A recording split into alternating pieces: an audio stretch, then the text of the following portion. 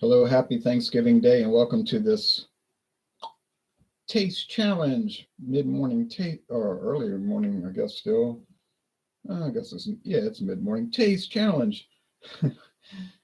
I've got El Toro, imported El Toro silver tequila. I paid $7.99. No, I paid $8.99 for this liter. If I recall right, $8.99 for this liter at Discount Depot in Marrero, Louisiana. El Toro, introduced in 1959, NOM 1143, I think that's Maestri Gonzalez, but I think the actual name is Maestri Distillery, who I believe was purchased by Luxco recently, but they're still making it for Sazerac. All right, so El Toro, the bull. No one does it like the bull. Anyway, so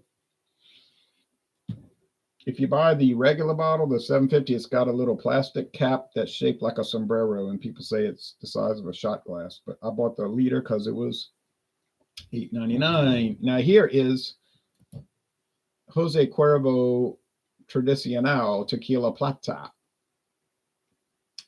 introduced in 1977. This is Jose Cuervo's 100% agave tequila variant. And they also make a line called 1800 tequila, which may be identical to this, the 1800 silver. But this is the Jose Cuervo Tradicional Plata. If it'll focus, I'll be so happy.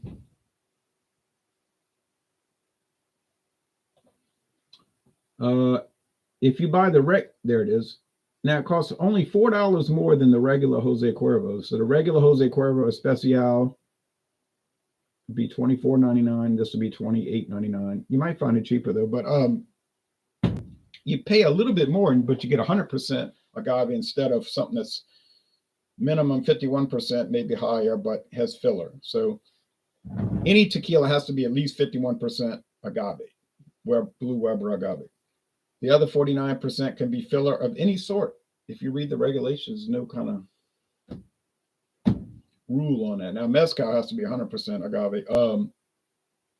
What percentage is the Cuervo? We don't know. We know this one is 100% because it says it on the label. So if you buy a tequila and they don't have 100% on the label, then you know it's not. But that's cool because some of them taste good. They're pretty good. But anyway, here we go.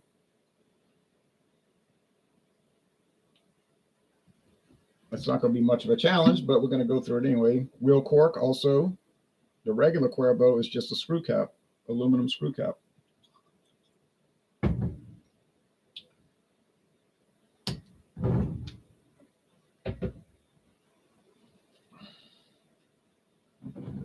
Craft beer tastic.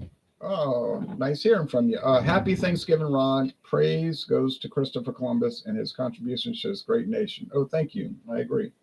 All right. I'm a member of the Knights of Columbus. All right. Third degree. There it is. El Toro, silver.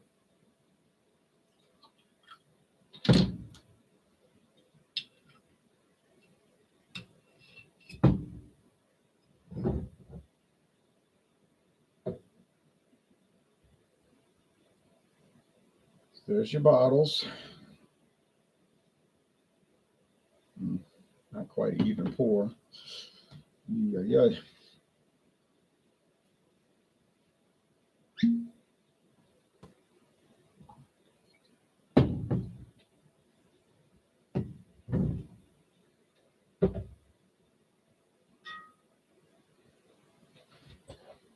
Well, they're both silver, so the appearance isn't going to matter on this Thanksgiving morning.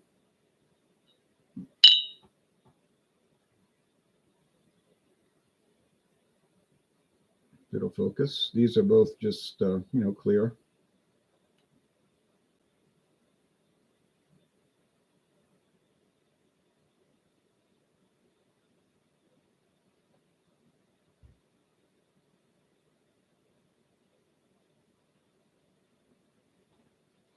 Jose for the win, says Blue Ice over there in Georgia. I think so. I would hope so. $8.99 for a liter versus $24.99 for a regular bottle. And really, for 100% agave, that's not a lot. I mean, man, I got so many tequilas right now that I haven't opened. It's not even funny. It's a joke. How is that pecan pie? I haven't tried it yet. I'm not going to cut it until everybody gets together.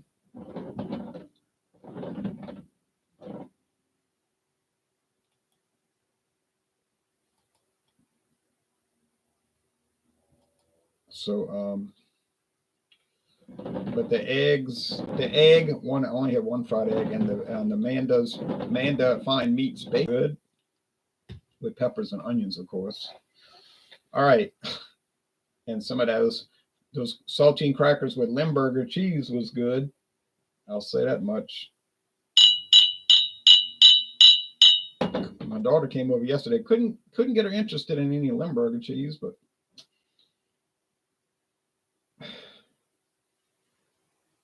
her friend didn't ask for any either. Babs, Barbara. They just weren't interested in the wonderful country castle Limburger. Yeah, it smells like agave nectar. That peppery, spicy vegetable aroma.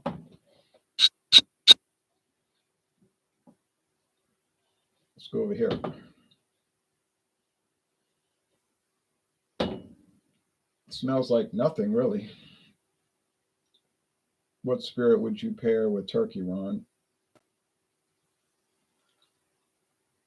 Uh, Honestly, I usually just drink water with lunch or a little bit of wine. I wouldn't pair any spirit with turkey. I'm telling you, I wouldn't do it. Uh, I'd rather just drink water and maybe 2 ounces of wine. And I'm telling you the truth. I'm not saying that for any kind of hidden agenda. I just don't do it. So none. Sorry, I just wouldn't do it. All right. This smells like nothing. Yeah, I'm starting to pick up some agave in it, the typical tequila aroma, just faint agave. So it's got to be the El Toro because it just doesn't have the aroma. It's not there. It's lacking. And why is that? Because it's got the filler, which is probably like sugarcane vodka, which is fine. Doesn't bother me. It's probably sugarcane distillate, not even highly filtered. The vodkas would be like 10 times filtered. But it could be, just basic stuff. Basic. You say well, all you're doing is mixing it anyway. No one cares what it tastes like. No, it's true. And if you're going to do that, why are you paying $24.99 for Jose Cuervo when you could get, if you're just going to mix it off and it's not going to taste like anything anyway, why not just buy El Toro? It's not a bad product. El Toro is fine. I got another bottle of El Toro, but it's a different type. It's El Toro Silver, which is tequila with natural flavors. Why you would want to add natural flavors to tequila, I do not know. You'd have to call Sazerac, ask him. I did talk to them on the phone once. He said that they started doing that with some of their low end products to smooth it out. That was his word, smooth it out. I didn't find it was like rough or anything, but if you're going to mask your product in a bunch of flavorings in a cocktail, just like I say, buy a whole liter of El Toro for $8.99. It's not bad. It's bad. It just doesn't taste like a lot. So this is I haven't tasted it yet, but this is the Tradicional. I knew it. I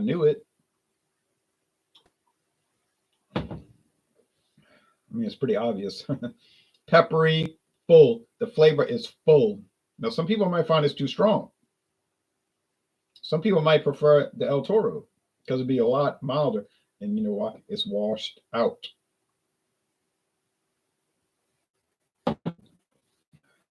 Yeah, you get a little meatiness. It's very watery. We were doing a grain whiskey yesterday called the Busker single grain. It was all right, but Babs kept saying it's watery. It's watery. I don't know why they would sell a piece of a blended Scotch. I'm sorry, blended Irish whiskey, a piece of it, and then the piece they're selling is the blandest part. It's just the body to build on. Oh well, I fell for it. I paid $10. I got like 60% off, so I didn't care. I got it for so much cheaper than normal. Walmart had it for $10. Why? I don't know. Probably wasn't selling. Never, but I don't care. They haven't done those sales in the last year anyway. They were doing all that $10 stuff, getting it out the store, and then that was over with. So what can I say about El Toro? Not much.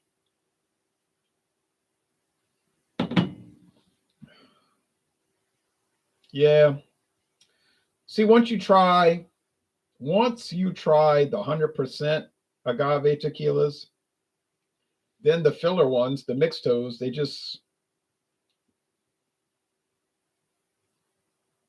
don't stand up. Is it bad? No, I never said it was bad. It's not bad. It tastes okay. It just doesn't have any taste. Like water. It tastes like, I mean, if you like cold water, it's cool in the house right now. I mean, I don't have the heater on. It's in the 50s. So if that's what you want to drink, cold water, that's 40% alcohol, this will be fine. Anything off about it? Nah. Anything objectionable about it or nasty? Nope. No, no, no, no, no, no, no. Anything exciting about it? Absolutely not. Absolutely not. But this one has a lot going for it: excitement, texture, depth of flavor, body.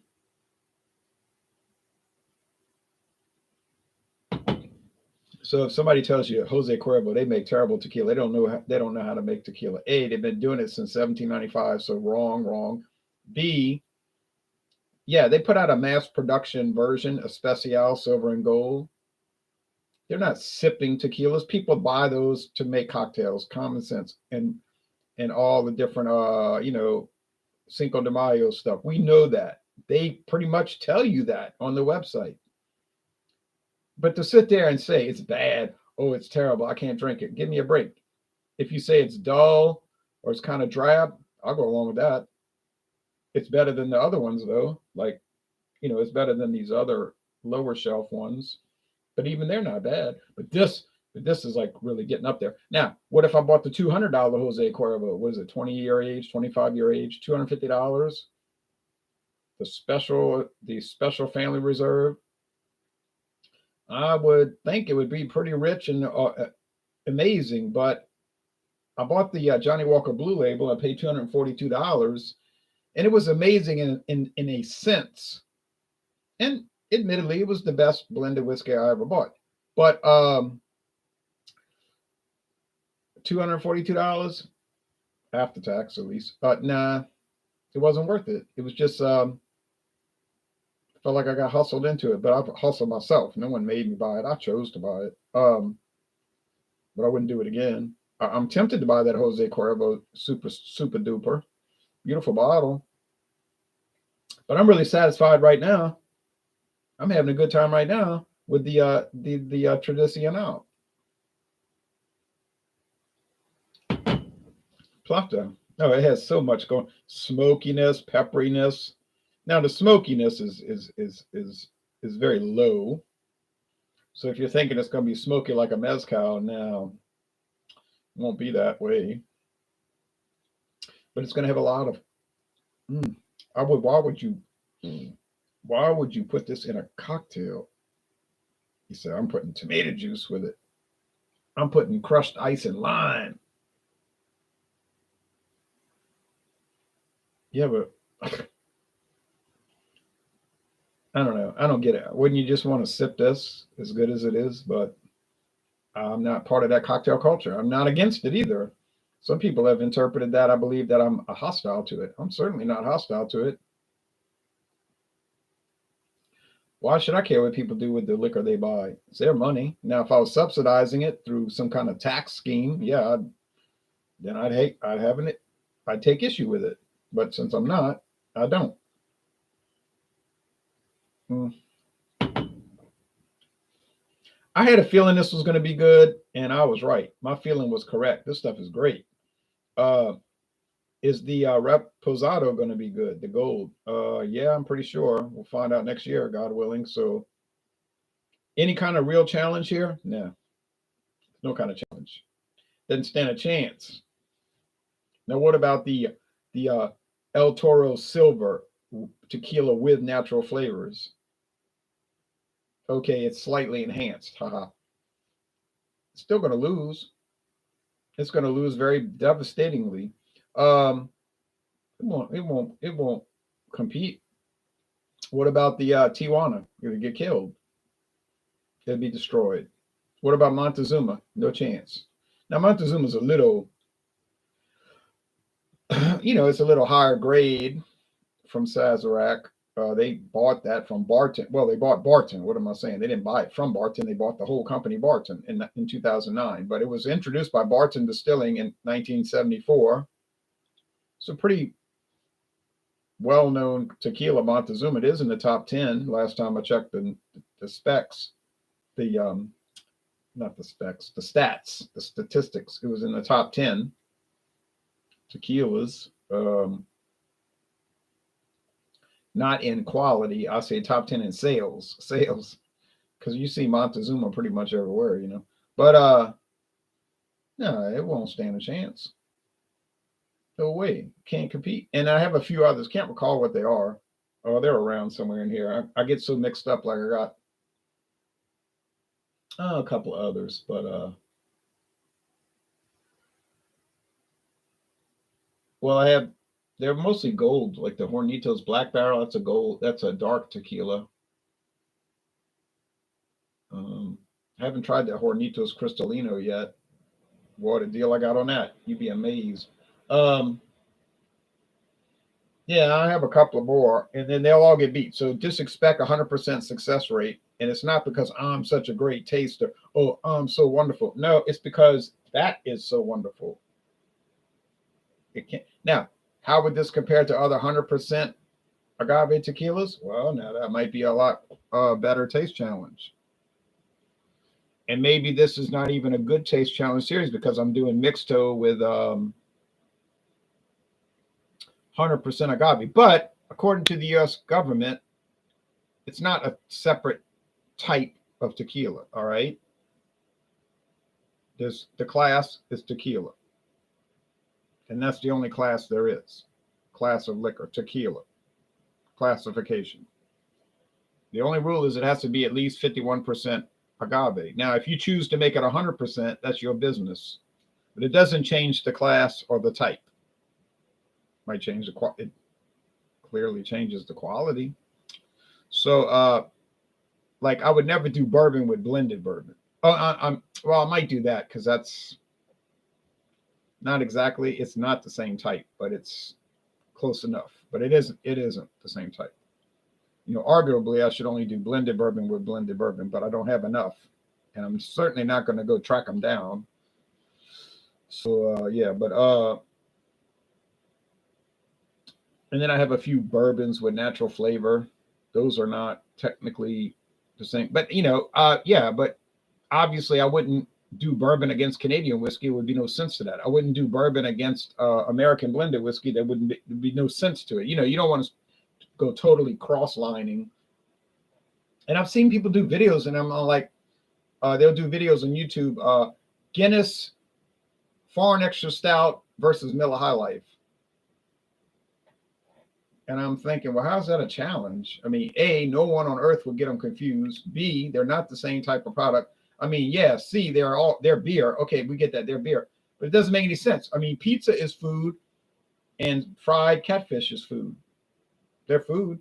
Are you going to confuse fried catfish with pizza? I don't think so. So there's no sense to the video if you did that. And I didn't even watch the video. It was like it wasn't those exact products, but it was something like that. It was like Miller High Life versus Guinness Foreign Extra Stout. And I'm like, why would I waste my time watching that? There's no point to it. There's no point to the video. All right, we know that they have different flavors, and you might prefer one over the other. Beyond that, there's no sense to the video. Burley Sullivan says, you turkey. Craft Beer Tastic says, I really enjoyed your Shiner Birthday 106 review earlier today. Yeah, I posted that today. I'm going to seek that one out. Oh, yeah, that could be hard to find. I think it's only in their Home for the Holidays mix pack, but I can't figure out Shiner's distribution method. So you might run across the 6-pack. I doubt it, but you might. You know, you never know with that company. That company's they're like Sazerac. They're really confusing. They confuse me. Mm. All right, well that's it. Maybe I'll see y'all later tonight at 6:30 Eastern for the Thunder and Thanksgiving. But otherwise, I'm out of here. Time for family and friends and all of that stuff. So y'all take care now.